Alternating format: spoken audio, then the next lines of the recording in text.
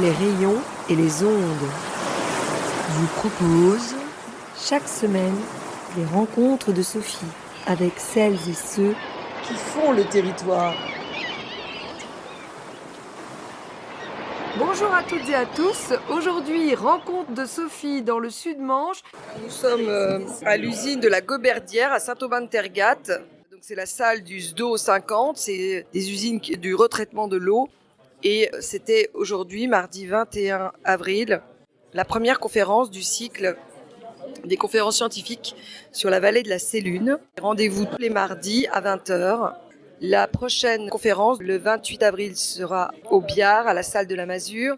Le 5 mai aussi, ça sera sur l'eau et sur les berges. Et la dernière, le mardi 12 mai, sera de nouveau dans cette salle de Saint-Aubin-de-Tergat sur les poissons migrateurs. Nous avions un public nombreux pour écouter 3 intervenants aujourd'hui. François-Xavier Lefebvre du Sage Sélune, Hugo Blanc et Franck Audouard du SDO 50. François-Xavier Lefebvre, donc vous travaillez depuis un an ou deux déjà, on s'était rencontrés, vous veniez d'arriver pour le Sage Sélune. Oui, donc j'ai pris mes fonctions il y a un peu plus d'un an aujourd'hui, chargé de mission pour l'animation du schéma d'aménagement et de gestion des eaux, donc le Sage de la Sélune, et de la CLE, donc la commission locale de l'eau. Alors, sans refaire toute la conférence qui était très fournie en éléments, mais vous nous expliquez que justement l'eau, c'est très, il y a une hiérarchie, c'est très encadré, très surveillé, avec beaucoup d'intervenants. Alors si on prend tout en haut, au niveau national, il y a l'Agence nationale de l'eau. Voilà, alors pour la gestion de l'eau, c'est assez compliqué au niveau du territoire. Donc, parce que la gestion de l'eau est différente de la gestion scientifique et physique du territoire de l'eau. C'est pour ça qu'elle fait intervenir plusieurs administrations sur un même territoire. Oui, parce que l'eau s'en fiche complètement des territoires administratifs, c'est ça. Exactement. Typiquement pour le bassin versant de la Sélune, donc on a 3 départements, 3 régions et 3 intercommunalités complexifient un peu cette gestion-là et les programmes d'action sur le territoire. Alors, les politiques et la réglementation est assez pyramidale et hiérarchique. Donc, tout en haut, on a le code de l'environnement, avec par exemple la loi sur l'eau, qui régit de manière nationale sur tout le territoire français la réglementation autour de l'eau et des milieux naturels. Et en dessous, il y a la France est divisée, donc la France métropolitaine est divisée en 6 territoires, avec 6 bassins, qui sont régis par des agences, qu'on appelle l'agence de l'eau. Et nous, actuellement, nous nous trouvons sur le territoire de l'agence de l'eau Seine-Normandie, qui comprend donc le bassin versant de la Sélune. Et au niveau de ces grandes agences-là, il y a un document réglementaire qui s'appelle le SDAGE, donc le schéma départemental d'aménagement et de gestion de l'eau, qui régit les grandes orientations de politique de gestion de l'eau. Et après, encore plus en détail, donc on a le SAGE de la Sélune, qui est sur le bassin versant de la Sélune. Alors un bassin versant, c'est comme son nom l'indique, c'est là où se versent les eaux, quoi. C'est autour d'un fleuve, d'une rivière. En fait, c'est une espèce de grande cuvette. Et toute l'eau qui tombe du ciel finit par arriver dans cette cuvette-là. Et au milieu de cette cuvette, il y a un fleuve. Donc là, c'est toute l'eau, donc que ce soit de l'infiltration ou du ruissellement, se retrouve un jour ou l'autre dans la Sélune et à son point d'exutoire. Donc là, la baie du Mont-Saint-Michel. Alors on a compris dans la conférence que le plus important, c'était justement d'éviter le ruissellement et de permettre l'infiltration de l'eau, hein, c'est ça ? Voilà. 2 objectifs principaux pour une bonne gestion durable de l'eau, c'est retenir le plus longtemps possible l'eau en amont pour qu'elle prenne le temps de s'infiltrer dans les sols plutôt qu'elle ne ruisselle à la surface du sol et se retrouve dans les cours d'eau, les emportant tout sur son passage. Ce qui crée aussi les inondations, l'érosion, voilà. en fait, ça va impacte et pour conséquence tout un tas de problèmes liés au ruissellement. Donc on parle d'érosion, donc de perte de sol, de pollution. Le ruissellement, en fait, ça induit une problématique. Parce qu'en fait, vous nous avez parlé du changement climatique, mais aussi de la pollution. En fait, il y a plein de choses qui se combinent, en fait, oui, voilà. qui fragilisent l'eau. Il y a plusieurs enjeux sur un bassin versant, et notamment les futurs enjeux de gestion de l'eau liés au changement climatique. Alors, on sait aujourd'hui que le changement climatique va accentuer les épisodes violents de la météo, donc avec des pluies plus fortes, des pluies orageuses, un peu comme on peut voir, comme dans le sud, on entend beaucoup parler aux infos des inondations très violentes avec un volume d'eau tombée équivalent à une pluie mensuelle. On peut se retrouver avec des événements comme ça. Et ces événements-là, si on ne les anticipe pas, c'est là qu'on crée des catastrophes et Donc votre travail, on a bien compris, c'est justement de chercher comment anticiper ça. Et vous avez fait des propositions alors. Alors au niveau du SAGE, il y a beaucoup de gens qui travaillent sur la gestion de l'eau et pour la protection de l'environnement et des milieux naturels. Mais l'objectif du SAGE, c'est vraiment la planification et l'organisation de toutes ces actions. Comme on a pu le voir, comme sur un terrain, l'environnement ne s'arrête pas aux limites administratives. Donc il faut coordonner tous ces efforts pour essayer d'aller vers le bon sens, pour mettre une politique harmonisée en fonction des territoires, même si c'est dans un autre département limitrophe. Alors moi j'ai retenu beaucoup la question des haies, sur talus notamment. Oui, les haies sur talus, c'est un problème de nos régions. Hein. Chaque année, on voit des haies rasées au bord des routes. Mais l'intérêt de les conserver, c'est qu'elles font obstacle à l'eau. D'ailleurs, vous disiez que c'est l'agence de l'eau finance, j'ai bien retenu, finance justement l'aide pour planter des haies.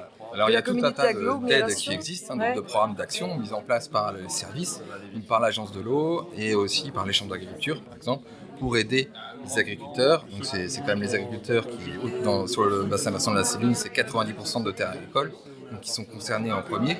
Et c'est la sensibilisation aux bonnes pratiques agricoles qui permettent de garder et conserver les haies ou des pratiques agricoles, donc le couvert végétal en hiver qui évite de laisser exposer les sols à nu pour la battance des pluies. Et vous disiez que vous aidiez justement à ça, hein, Au niveau du SAGE, on essaie de réglementer ce qu'on a le droit de faire et de ne pas faire et les grandes orientations vers quoi de mettre pour la politique de gestion de l'eau et des territoires.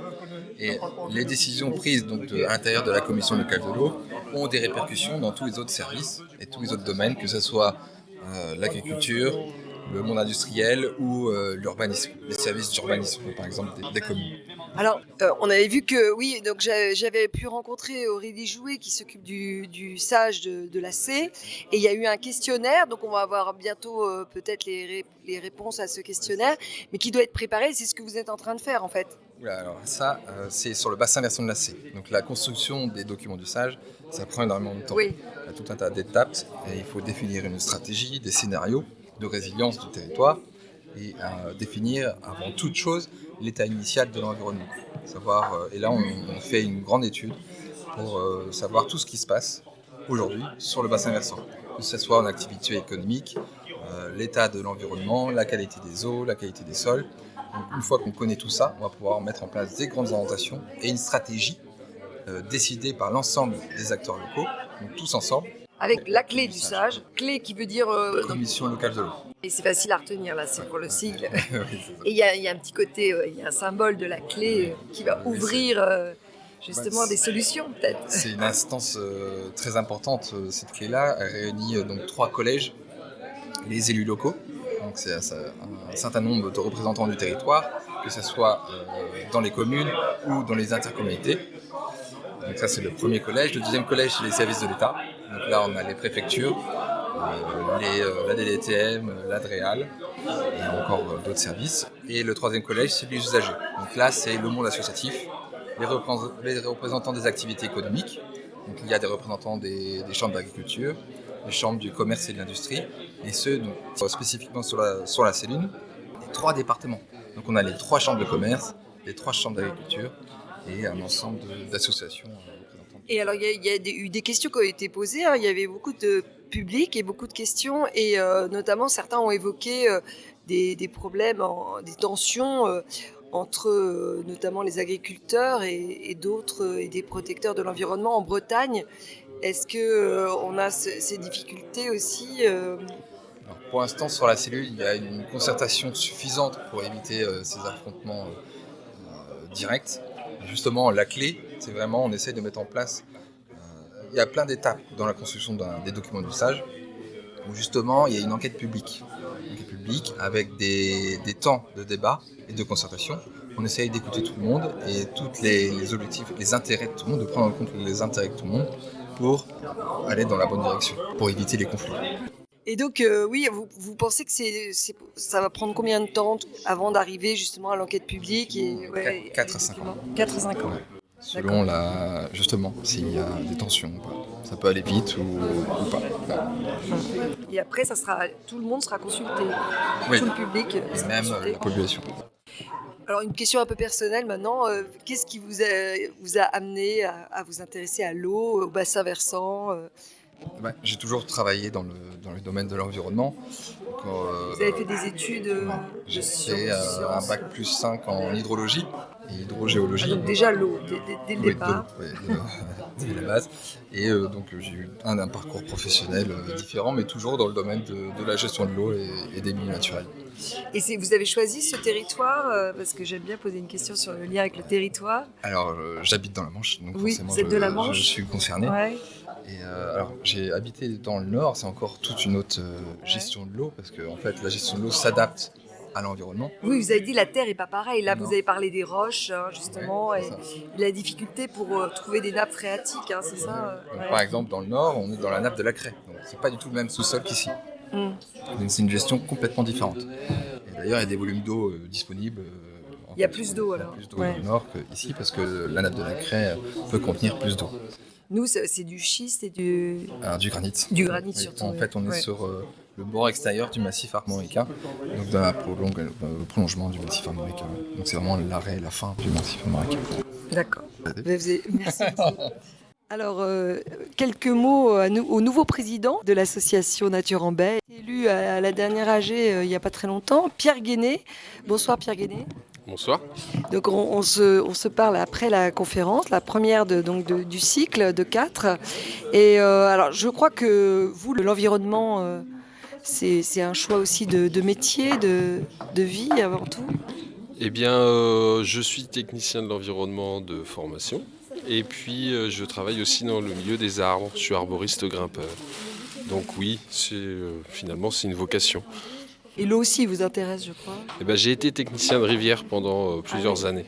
Donc, Et notamment sur le bassin versant de la Célune, sur la partie mayonnaise du bassin. alors donc vous avez remplacé à la présidence de l'association Nature en Baie Émilie Guillard. Vous faisiez déjà partie du conseil d'administration. Rappelez-nous un peu l'historique de cette association. Eh ben, moi, j'ai rejoint l'association quand elle s'est officiellement créée, donc où Émilie a été présidente puisqu'elle était à l'origine du projet. C'était il y a un an. Il y a un an. Alors le projet est plus long que ça, Ouais. mais ça fait 1 an et demi que l'association existe légalement. Et puis donc au bout d'1 an d'existence, la question du salariat s'est posée et du salariat d'Émilie. Et donc comme elle était présidente, elle a dû quitter ses fonctions et je suis venu la remplacer à ce poste. Alors c'est tous les deux, vous avez, enfin avec le conseil d'administration, le bureau, mais comment c'est venu l'idée de tous ces événements? Alors on va parler des conférences, il y a aussi d'autres événements qui sont proposés. Comment c'est venu le cycle sur le bassin versant de la Célune? Alors le cycle en lui-même, c'est une idée d'Émilie, mais l'idée depuis le début de l'association, c'est de travailler sur le bassin versant de la Célune, puisqu'on est sur un projet unique en Europe où on a exondé 200 hectares d'eau et la suppression de deux barrages. Alors exondé, ça veut dire... C'est-à-dire qu'une surface qui était en eau se retrouve sans eau. Ah oui, ex-onde. Voilà. Oui, on sort l'eau. Et donc du coup, il y a une grosse matière de travail. On a pu faire l'été dernier les balades les jeudis de la Célune où on faisait des promenades commentées. Et on a pu aussi faire 2 sorties pour l'instant en kayak sur justement l'ancien site du barrage. Et puis ce cycle de conférences est venu aussi tout naturellement puisqu'en fait il y a des suivis qui sont réalisés par des chercheurs de l'Université de Rennes 2 et de l'INRAE. Et à ce titre-là, ils ont des données, ils produisent des données, mais elles ne sont pas toujours accessibles pour le grand public. Et comme une des vocations de Nature en Baie, c'est de rendre accessible l'environnement au grand public, ça paraissait tout naturel d'essayer d'organiser avec eux justement ce cycle de conférences pour qu'ils puissent partager leurs données auprès du grand public. Alors comment vous avez trouvé les 4 thèmes et les intervenants? À chaque fois, il y en a 2 ou 3 intervenants. Alors, on avait contacté le sage Célune pour savoir s'il souhaitait intervenir. Donc, c'était l'objet de la première conférence, en partenariat avec le SDO. Et puis, après, pour tout ce qui est chercheur... Alors, le SDO, on peut rappeler, c'est le syndicat d'eau. Voilà. Alors, en c'est le premier, ouais. et après on aura donc des chercheurs du CNRS, de l'INRAE et de l'Université de Rennes 2. Mais tout ce petit monde qui travaille autour de la vallée, en fait, est coordonné. C'est pas chaque équipe, enfin chaque équipe travaille dans son coin, mais ils coordonnent tous ensemble. Donc du coup, on a eu une référente qui est Laura Soisson et qui a pu, avec les différentes équipes, faire le lien avec nous et proposer justement des thèmes qui eux souhaitaient aborder et surtout des thèmes où ils ont en fait des données exploitables. Ils ont d'autres thèmes de recherche qui pourront faire éventuellement l'objet d'autres cycles de conférences, mais où pour l'instant les recherches ne sont pas arrivées à leur terme. Et donc, les sujets, alors on peut annoncer, donc c'est 4 mardis de suite, C'est là, ça. avril-mai. Du 21 Pourquoi- avril au 12 mai, c'était- chaque mardi. Pourquoi ces dates? C'était ce qui était possible pour On a eux, voulu ouais. attendre la fin des élections Ah oui. municipales, déjà. Et puis, alors les thèmes en eux-mêmes ont été proposés par les intervenants. Et pour les mardis, pas vraiment de... Voilà. Et oui, Mardi en fait, il y a semaine. 2 lieux, hein, donc 2 lieux. Oui, alors l'idée c'est, on a donc comme il y a 4 interventions, ça a été de couper les conférences, 2 en rive gauche et 2 en rive droite de la cellule, Ah. de l'ancien barrage. D'accord. Voilà. On aurait pu faire tout au syndicat d'eau, qui ont une salle qui est quand même assez chouette, mais on aurait été exclusivement en rive gauche et à l'aval même de la vallée, qui s'est renaturée. Donc là, c'est l'usine de traitement Oui, de l'eau, hein, qui c'est nous a accueillis ce soir. à Saint-Aubin-de-Tergat, et de l'autre côté, c'est Ce sera au sur Biard. le site de la Masure, au Biard, donc commune d'Isigny-le-Buard. Oui, alors c'est vraiment quelque chose de, oui, vous dites, d'unique en Europe, hein, cette expérience de renaturation, en fait, c'est ça? Alors On surtout regarde de comment suppression d'un aussi grand ouvrage, parce que là on avait 2 ouvrages cumulés, pour une surface de 200 hectares d'eau, dans une zone peuplée. C'est-à-dire qu'on a, comme l'a rappelé François-Xavier, on est dans une région avec 65 habitants au kilomètre carré. Donc c'est pas non plus la région parisienne, mais il y a quand même du monde. Et parce que les suppressions d'ouvrages, les États-Unis en font depuis longtemps, mais eux ils font exploser l'ouvrage et puis tout part en aval, mais ils sont dans des grands espaces où il n'y a pas d'habitation en dessous. Ils peuvent se permettre de faire ça. Nous, on reste dans une zone urbaine, plus urbanisée justement que eux. Et on n'avait jamais fait ça en Europe, en fait, supprimer un grand ouvrage comme ça. Et l'avantage, alors au-delà du fait, est-ce que c'est bien ou mal, ça c'est Ouais, notre gros débat. débat, ouais. Mais ce qui est super intéressant et ce qui anime ce cycle de conférences, c'est on est parti quand même. On avait un barrage, on n'avait plus rien, donc c'est des territoires de boue, c'est un sol qui est complètement nu et qui se modifie à une vitesse extrêmement rapide. Alors pour avoir fait une des balades en kayak, c'est impressionnant parce qu'on voit des arbres. Donc ça fait 6 ans, hein, parce que les barrages, ils ont existé depuis de 1920, je crois à peu près, en fait 100 ans à 2020. Et donc en 6 ans, puisqu'on est en 2026, on voit déjà des arbres qui ont repoussé. Ah oui, on a toutes les espèces pionnières qui viennent recoloniser le milieu et c'est ça qui est intéressant pour les scientifiques et pour nous aussi par curiosité, mais de voir comment ça évolue, par quel stade ça passe. Le devenir, on le connaît plus ou moins. L'évolution d'un milieu, c'est d'aller vers la forêt. Mais il y a tous ces stades intermédiaires entre les deux qui sont super intéressants.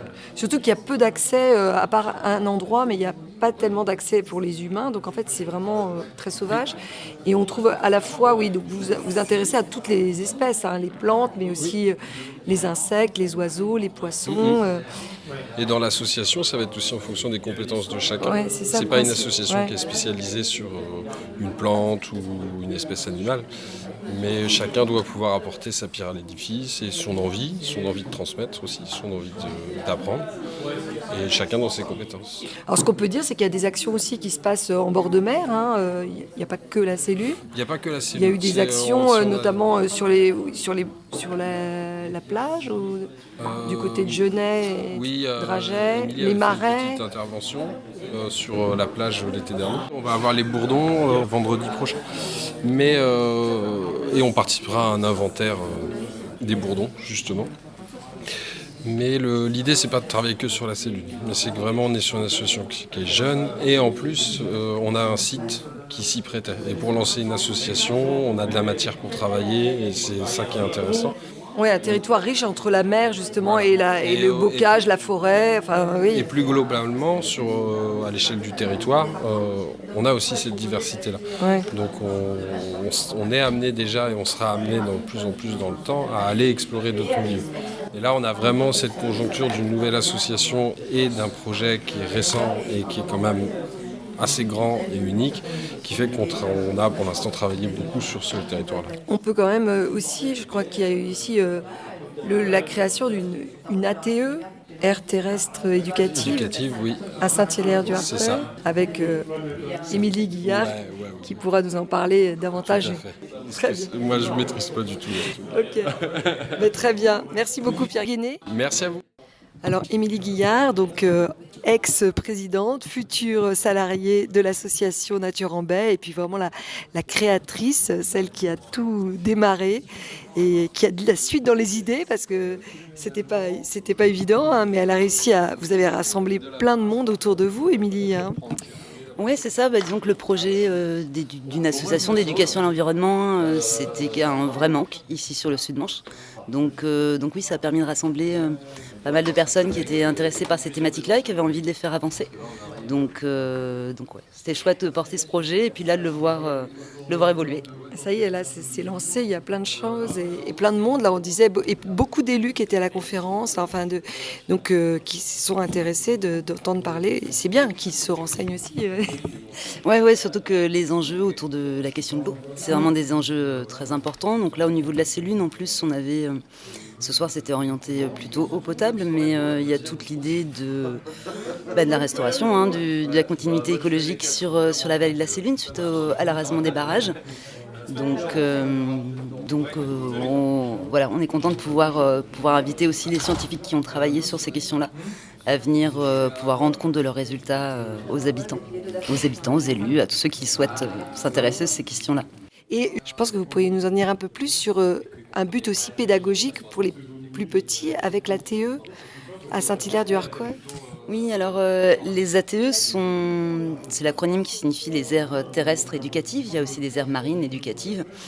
L'idée, c'est un projet éco-citoyen sur lequel une classe va s'engager à protéger un petit espace de nature qui n'est pas très loin de l'école. Et sur lesquels ils vont pouvoir, qui vont aller observer et puis choisir des actions que eux-mêmes vont pouvoir mener pour protéger cet espace, soit pour ramener de la biodiversité ou pour l'observer, faire en sorte en tout cas que, à la fois que ce soit au niveau de la faune ou de la flore, ils puissent mettre leur petit grain, leur bon petit grain de sel dans le ou leurs graines. Oui, voilà, c'est ça, ça va être mieux que le sel. Merci Sophie. Et donc, en fait, oui, c'est à la fois qu'ils observent, qu'ils découvrent et qu'en même temps, ils apprennent à, justement, en prenant conscience, qu'ils essayent de proposer des solutions. Oui, c'est ça, proposer des solutions. Et ce qui est vraiment très intéressant, c'est les enfants sont complètement au cœur du dispositif et ils sont décisionnaires. Ouais, c'est ça. C'est ça qui est vraiment très intéressant. Ensemble et de décider ensemble. Oui, et puis donc c'est là où nous, en tant qu'adultes, qu'on soit accompagnants ou les enseignants ou accompagnateurs, on laisse vraiment le Conseil de la Terre. Donc le Conseil de la Terre, qui a été du coup mis en place dans chaque classe et qui leur permet d'avoir une instance de décision et sur lequel ils vont faire des choix. Donc nous, par exemple, à Saint-Hilaire, ils avaient plusieurs sites possibles. Il y avait les jardins du Prieuré ou ceux des Vallons notamment. Donc ils ont choisi un espace au Vallon mais qui est très sauvage, en bordure de la Célune et sur lesquels ça va être à eux de choisir. Donc ils se sont rendus compte qu'il y avait quand même pas mal de déchets sur place. Donc pas mal de déchets mais de différentes sortes, notamment parce qu'il y a une ancienne déchetterie, donc avec des déchets très anciens qui sont juste en bord de la rivière. Donc ça va être à eux de voir de quelle manière est-ce qu'on trouve d'anciens déchets des lacs artificiels. Alors nous, du coup, sur l'ATE, on est en amont, donc la question du pense. Ouais. Sur la Célune, il y a eu des recherches qui ont été menées par l'INRAP, donc par des archéologues, en 2022. Et leur intérêt, en fait, c'est tout de retrouver ils ont retrouvé des pêcheries, des moulins, c'était de voir quelle était l'activité autour des poissons sur la Célune. Et puis, ils ont uniquement retrouvé une grande barque qui était moitié métal, moitié bois du 19e siècle, mais pas d'éléments plus anciens, hormis, si, quand même. Quand même, il y a ce qu'on appelle un pont romain, alors qui n'est pas romain, mais du coup ça a permis de dater, puisque à l'intérieur des piles de ce pont, il y a une pierre sur laquelle est gravé le blason de la famille Avenel, qui avait la forteresse des Biards, donc qui est juste au-dessus et qui a été détruite en 1460, donc par les forces de Duguay-Clin. Bref, donc on sait que qu'il est du 15e siècle. Voilà. Alors ce que vous me dites là, ça me fait penser, parce que justement on a fait une sortie kayak, j'en parlais avec Pierre, et là il y en aura d'autres, vous allez nous donner les dates, mais c'est à la fois de l'histoire, vous nous apprenez des choses historiques, et puis aussi les plantes, les poissons, les oiseaux, on a vu des hérons, voilà, et donc c'est vrai que toutes les sciences et l'histoire et tout ça, la géographie... Oui, et puis alors en plus vraiment sur la Sélune, là, lorsqu'on fait les balades en kayak, alors étant donné tels que sont maintenant où étaient les anciens barrages, c'est vraiment une superbe manière on est dans de l'exploration, c'est même pas de la découverte, c'est-à-dire que ce sont vraiment des nouveaux lieux, des nouveaux paysages, donc ça c'est vraiment très intéressant. Et puis il y avait vraiment toute l'idée il y a le patrimoine archéologique, mais tout le patrimoine naturel et tout ce qui était quelles étaient la faune, quelles sont les espèces emblématiques aussi, les espèces rares. Et tout ça, c'est des choses qu'on essaye de voir effectivement tout au long de la descente en kayak et de pouvoir apprécier, de regarder les différentes espèces qu'on peut avoir autour de nous, que l'évolution des paysages aussi sur les berges. On utilise du coup le matériel de la base de loisirs de la Masure qui propose aussi, les gens peuvent aller très bien louer des kayaks et faire la descente tout seul. Et puis voilà, nous on la propose du coup. Ouais, mais vous ajoutez beaucoup de commentaires. Oui. Alors les prochaines dates, c'est... On va voir le dimanche 10 mai, jeudi 14 mai, le jour de l'Ascension, et ensuite le samedi 30. Et donc là, c'est les 3 prochaines dates qu'on a calées parce que ça a vraiment beaucoup plu sur l'idée de découvrir la vallée de cette manière-là. Donc oui, on est content de pouvoir faire découvrir à d'autres personnes. Aussi. Et pendant l'été, ça sera peut-être plutôt près de la mer, non ? Parce que là, on parlait des bourdons. Alors, vous allez faire des... Alors, en fait, pour nous, l'idée, c'était aussi de pouvoir faire des relevés naturalistes. Des relevés naturalistes. Voilà. Donc, les relevés naturalistes, l'idée, c'est de mieux connaître le territoire, savoir où sont les espèces, quelles espèces sont là. Et c'est pour ça qu'on va être relais, en fait, du coup, structure relais pour les atlas régionaux, pour les bourdons et les libellules. Donc en fait, on va essayer de les traquer un petit peu partout dans tout le Sud-Manche, savoir où est-ce qu'elles sont, où elles sont situées, s'il y en a en nombre, et puis de pouvoir essayer de compléter les différentes données qui existent. Alors vous êtes passionnée des libellules, hein, ça, Émilie, et donc qu'on appelle aussi demoiselles, ou c'est pas tout à fait pareil, non ? C'est ça ? Il y a une différence. Alors il y a une petite différence, c'est que les demoiselles sont des libellules. Chez les libellules, mais toutes les libellules ne sont pas des demoiselles. Voilà, c'est exactement ça. D'accord. C'est-à-dire que du coup, il y a ce qu'on appelle les vraies libellules, sont les grosses, qui sont plutôt, qui ont les ailes complètement ouvertes là quand elles sont posées. Et puis les petites demoiselles qu'on a plutôt l'habitude de voir sur les berges, beaucoup sur les bords des étangs, des mares. Et effectivement, moi, ce qui m'intéresse beaucoup avec ces espèces-là, c'est aussi le fait que ce sont des animaux qui, pour les novices, pour les gens qui s'y intéressent pas forcément, c'est comme les papillons, les coccinelles. C'est joli, ça fait pas peur, c'est assez gros, on peut facilement les reconnaître. Des insectes attirants. Ouais. Voilà, donc du coup, pour moi, c'était un bon moyen en fait de me spécialiser dedans pour pouvoir attirer un peu les gens dans mon filet entomo, et puis aussi parce que derrière, ça me permet de parler des milieux aquatiques. Et que ça, en fait, c'est toujours chouette puisque les libellules ont une vie dans l'eau à 90%, à l'état de larve, et en fait, tel qu'on les connaît ailées, c'est uniquement une toute petite partie de leur vie à la fin pour se reproduire. Merci Émilie Guillard, c'est bien de finir là-dessus, et comme ça, je peux vous souhaiter une belle envolée pour votre association Nature en Baie. Merci beaucoup, Sophie.